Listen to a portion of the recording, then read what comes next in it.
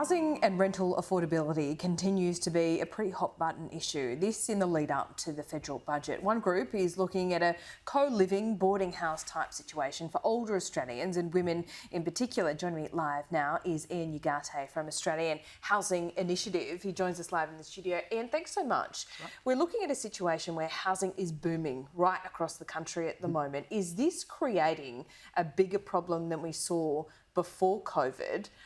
And creating really a divide between the rich and the poor. Yeah, absolutely. I mean, we've got places in Australia right now with negative cash flow, so the investors were doing that. But the negative issue is that we've got a negative vacancy rate.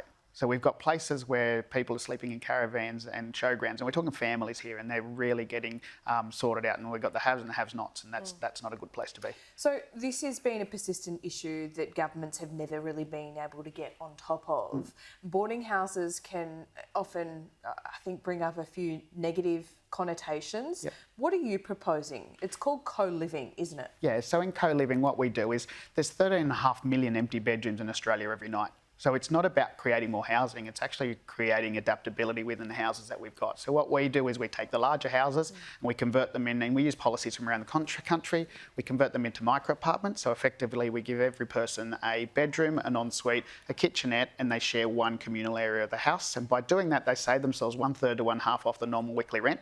The investors then take their properties off short stay and they have long stay markets. We free up more housing because now we've got more people into the small house. We just what the family house was built for, 4, 5, 6 people.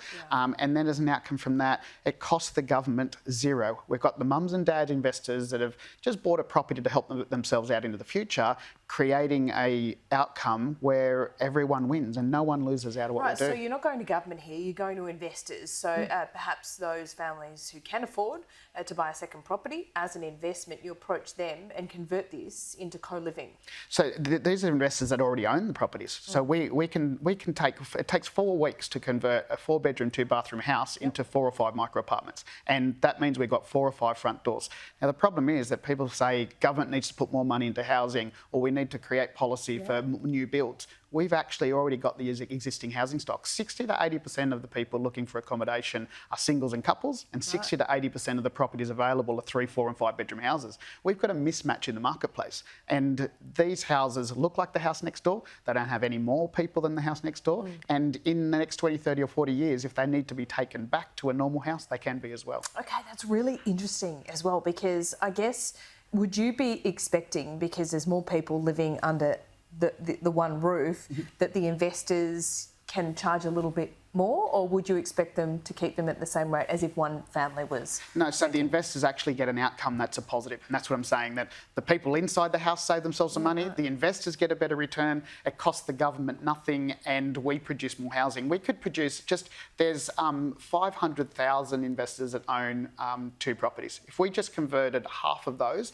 we would have 2 million new front doors in the next 6 months. I love this idea, Ian. Yeah. I love this idea. This could really work. And I guess this is a similar proposal that some have suggested around aged care, not those elderly Australians that need, a lot of care, but if you're talking about elderly Australians who no longer live on their own, perhaps need assistance from time to time, and addresses that loneliness issue. Well, the beauty with what we do is that it can be an investor model.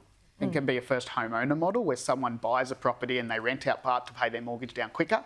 But more importantly, we've got people that want to age in place. They don't want to go to retirement village, but they are lonely and they're in big houses. So what we've seen is people converting their house, creating 3 or 4 micro apartments where they've now got other people and they then get a return on their investment. They're actually getting cash flow. But more importantly, how many times have we had an elderly person fall over in their own house and be stuck on the floor for 6 to 8 hours? Well, now we've actually got a community again. And that's what's happened in Australia. We've had a breakaway of community where now we've got, in the properties that we provide rental-wise, we've got singles 20 to 30 years old that are frontline workers that want to live in the area and want to stay there as they work. Okay. Plus we've got 20 to 30-year-old couples, but more importantly, the biggest growing demographic of homelessness in the country right now is a 55-plus single female that's been divorced, and it's heartbreaking to know that these women can't find somewhere to live, and they're our anchor resident. They are so grateful to have somewhere to live. Oh, that's so good. Now, what's stopping you from expanding this further? Is there regulatory issues issues perhaps here in New South Wales? So in New South Wales, it comes down, so we can do these all over the country through a private certification process, which means that we don't need to go to council. The private certifier can approve it in 10 days. But in New South Wales, we do need to go to council.